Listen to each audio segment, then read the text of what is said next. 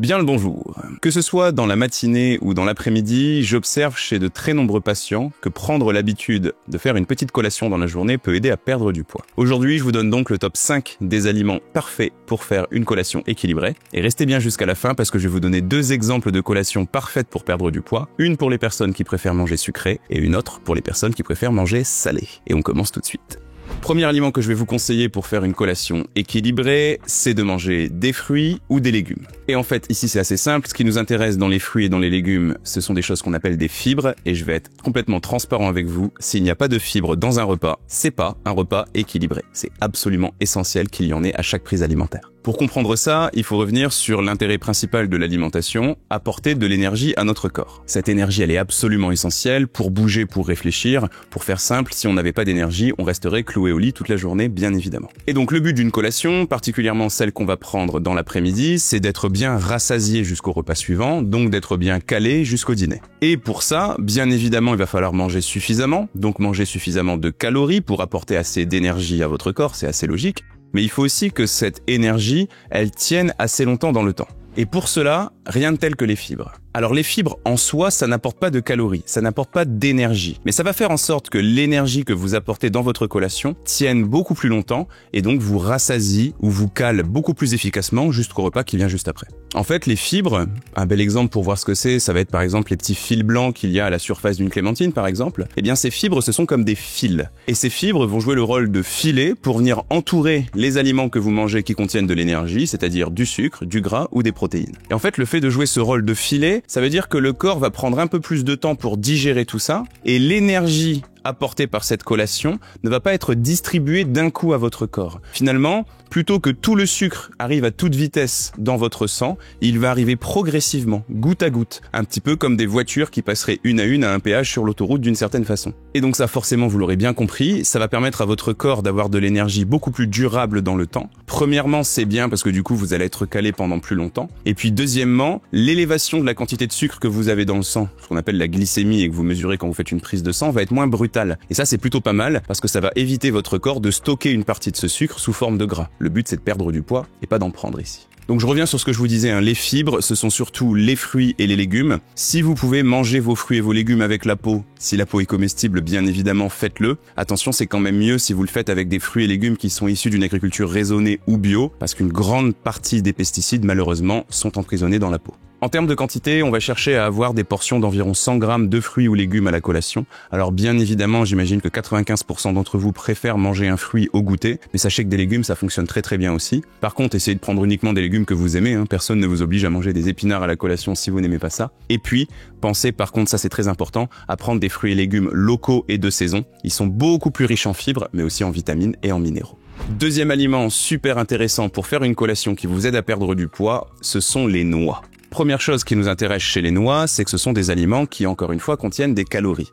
Ne paniquez pas derrière votre écran, ne faites pas une réaction allergique dès qu'on dit le mot calories. Si on mange, c'est bien pour manger des calories. Le but, c'est d'apporter de l'énergie à notre corps. La calorie n'est pas un gros mot. Et votre objectif, c'est pas de manger le moins de calories possible, sinon c'est un régime privatif, vous avez faim à longueur de journée et vous reprenez tous les kilos que vous avez perdus. Vous connaissez ça par cœur. Ici, en plus, on est plutôt sur du gras de qualité, notamment des choses qu'on appelle des oméga 3. J'imagine que vous avez déjà entendu parler de ça. Pourquoi est-ce que c'est intéressant ? Eh bien, premièrement, parce que les oméga 3 qu'on va retrouver notamment dans les noix vont permettre à notre corps d'être en meilleure santé. Eh ouais, au quotidien, notre corps est exposé à différentes menaces. L'exposition prolongée aux rayons du soleil, le tabagisme, la pollution, la prise de médicaments répétés, le stress, etc., etc. Mais c'est pas parce qu'on est exposé à ces menaces qu'on va tomber malade tout de suite. Sinon ce serait dramatique, vous imaginez bien. L'explication à ça, c'est tout simplement que le corps est capable de se défendre. Eh bien, les oméga 3 qu'on retrouve dans les noix représentent un bouclier très efficace pour se protéger de ces différentes menaces. Si cette action ne se fait pas, on dit que votre corps va subir ce qu'on appelle de l'inflammation. Et un corps inflammé, c'est un corps au sein duquel il est beaucoup plus compliqué de perdre du poids, particulièrement quand l'inflammation est généralisée ou qu'elle se situe surtout dans les intestins.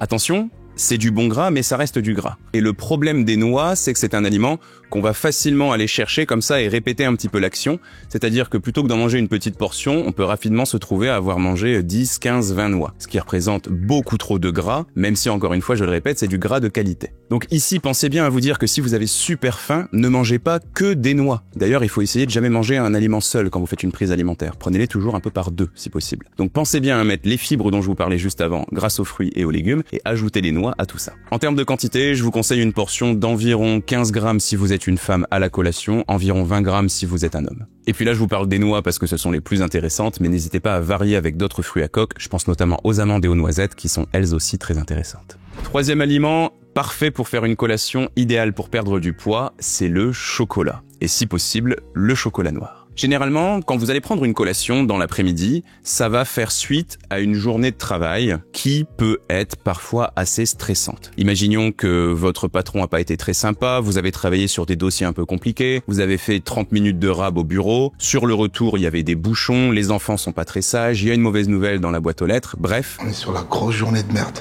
Tout ça fait que vous arrivez chez vous avec une surcharge mentale assez forte, vous êtes tout simplement hyper stressé. Eh bien, sachez qu'il existe des aliments qui vont vous aider à apaiser ce stress, notamment le chocolat noir, parce qu'il contient quelque chose qu'on appelle du magnésium, et autre chose avec un nom un peu barbare qu'on appelle du tryptophane. L'association de ces deux éléments va faire en sorte que votre cerveau va être un peu plus apaisé, il va être calmé naturellement grâce à la prise de cet aliment. C'est pas pour rien qu'on dit en nutrition que le chocolat noir est un aliment antidépresseur. Et c'est pas non plus pour rien qu'on se rend compte dans les études que c'est l'aliment préféré d'un être humain sur 2. C'est très délicieuse. Ce qui est intéressant en plus avec le chocolat noir, c'est qu'il y a aussi un tout petit peu de fibres à l'intérieur, et ça contient aussi des choses qu'on appelle des tanins, et ça aussi ce sont des boucliers efficaces pour lutter contre différentes menaces. Donc là aussi pour l'aspect santé, c'est plutôt une bonne nouvelle d'en manger. Attention cependant, je vous parle ici plutôt de chocolat noir, donc essayons d'être à peu près à 70% de cacao ou plus, mais vous pouvez le prendre un petit peu amélioré, avec des coulis de fruits rouges, de la fleur d'oranger ou des feuilles de menthe par exemple. Par contre, même remarque que pour les noix, si vous avez super faim, ne mangez pas que du chocolat. Vous n'allez pas réussir à vous arrêter et vous allez manger toute la tablette finalement. Alors que ici, en termes de quantité, l'objectif ce serait plutôt d'avoir entre 10 et 15 grammes de chocolat noir à la collation. Quatrième aliment très intéressant pour faire une collation idéale pour perdre du poids, ce sont les petits Suisses. On a parlé des fruits et des légumes qui renferment des fibres, on a parlé des noix qui renferment du gras, mais du gras de qualité. Eh bien, les petits Suisses vont contenir quelque chose de différent qu'on appelle des protéines. Les protéines, elles sont assez intéressantes parce que c'est quelque chose qui va être très efficace pour vous rassasier, pour vous caler. Donc associé à des fibres dont j'ai parlé en début de vidéo, c'est vraiment quelque chose de super intéressant pour bien tenir dans la durée. En plus de ça, les protéines sont assez intéressantes parce que si vous cherchez à perdre du poids, on veut que vous éliminiez le gras de votre corps, pas le muscle.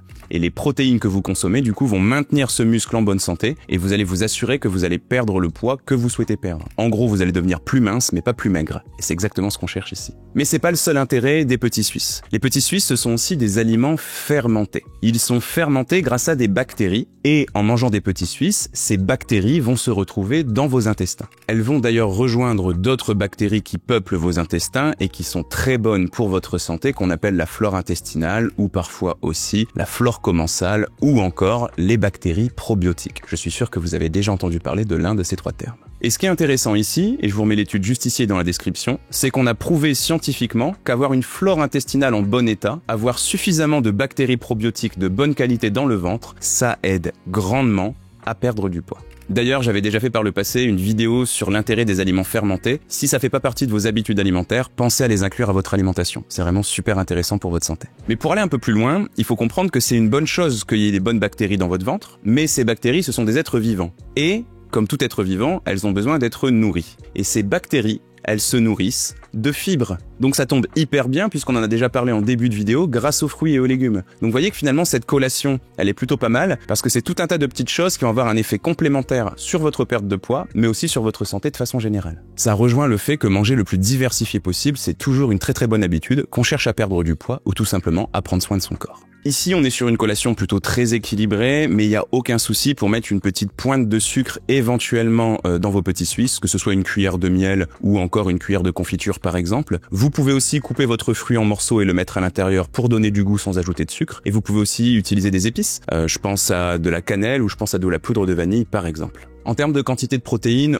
il en faut quand même moins à la collation que sur les 2 repas principaux de la journée. Donc je vous dirais qu'un seul petit suisse, à peu près une 60aine de grammes, ça suffit largement ici. N'oublions pas qu'on a déjà des fibres, du gras et du chocolat noir à côté. 5e aliment qui peut être intéressant à la collation, ici j'ai envie de vous parler de la viande des grisons. Pourquoi est-ce que je vous parle de ça? Parce que tout comme le petit suisse, la viande des grisons va contenir elle aussi des protéines. Mais là on est plutôt sur de la protéine maigre, ça veut dire qu'il n'y a pas de gras qui va avec. Je tenais à vous en parler aussi parce que j'imagine que certaines personnes parmi vous, dites-le moi en commentaire si c'est votre cas, limitent la consommation de produits laitiers. Notamment parce qu'ils sont parfois un petit peu plus difficiles à digérer. Et donc là vous avez une alternative plutôt intéressante si vous voulez quand même manger des protéines sans laitage. Bon par contre ici je vous parle de viande des grisons, mais on pourrait élargir un petit peu la liste en parlant aussi du bacon, en parlant de la copa, en parlant du jambon blanc ou encore en parlant de la bressaola ou du bœuf séché par exemple. Tout ce qui est un peu charcuterie assez maigre je dirais d'une certaine façon. Mais le souci quand même de ces aliments, c'est qu'on est quand même sur des aliments qui vont contenir généralement pas mal de sel et éventuellement des choses qu'on appelle des nitrites qui, consommés trop souvent, peuvent créer des petits soucis de santé. Donc encore une fois, comme je le répète très souvent, pensez à varier le plus souvent possible, varier les bénéfices pour votre santé bien évidemment, mais varier aussi les défauts comme ceux que je viens de vous citer. Eh ouais, aucun aliment n'est parfait. D'ailleurs, vous pouvez aussi sortir un petit peu de cette petite famille là des charcuteries sèches, pas facile à dire, et mettre d'autres sources de protéines animales. Je pense à des œufs, à de la dinde ou encore du poisson. Alors oui, c'est pas habituel en France, c'est plutôt des choses qu'on va faire dans les pays nordiques, mais il faut quand même se rappeler qu'en France, d'un point de vue santé publique, on a un gros problème de surpoids et d'obésité, et on ferait peut-être mieux de s'inspirer des pays du Nord, où justement il y a nettement moins de problèmes de surpoids. Pour concrétiser tout ça, je vous remets à l'écran 2 collations. 2 exemples parfaits si vous souhaitez perdre du poids. La première, elle est plutôt sucrée et elle rassemble un petit suisse, une banane que vous auriez coupée en morceaux et mis à l'intérieur du petit suisse, quelques noix grossièrement concassées et un petit peu de chocolat noir à 70% que vous allez rajouter à l'intérieur. Là, on est sur quelque chose qui cale vraiment bien, avec un goût sucré mais qui n'explose pas les compteurs. Croyez-moi que celle-ci, elle est vraiment top si vous êtes plutôt un bec sucré. À l'inverse, si vous êtes plutôt ce qu'on appelle un bec salé, voici la collation que je vous propose, avec cette fois des pousses d'épinards fraîches, un peu de viande des grisons en chiffonnade, quelques graines de grenade et quelques amandes, et on rajoute sur le dessus un filet de vinaigre balsamique. Tout ça, ça nous fait une espèce de petite salade de crudité très gourmande, et encore une fois, ça marche super bien pour tenir jusqu'au dîner. N'hésitez pas à me dire en commentaire ce que vous pensez de ces collations et n'hésitez pas non plus à me dire quelles collations vous faites au quotidien. Je vous dirai un petit peu ce que j'en pense et comment les améliorer. Et d'ailleurs, si vous voulez des exemples de collations, pour être précis 365 exemples de collations, une pour chaque jour de l'année, n'hésitez pas à passer sur le site lenutriscope.fr, il y a tout ce qu'il faut pour apprendre à manger équilibré. Bien évidemment, si la vidéo vous a plu, n'hésitez pas à me laisser un petit like et pensez à vous abonner à la chaîne si c'est pas encore fait. Moi je vous retrouve ici 2 fois par semaine et tous les jours sur mes autres réseaux sociaux. Salut!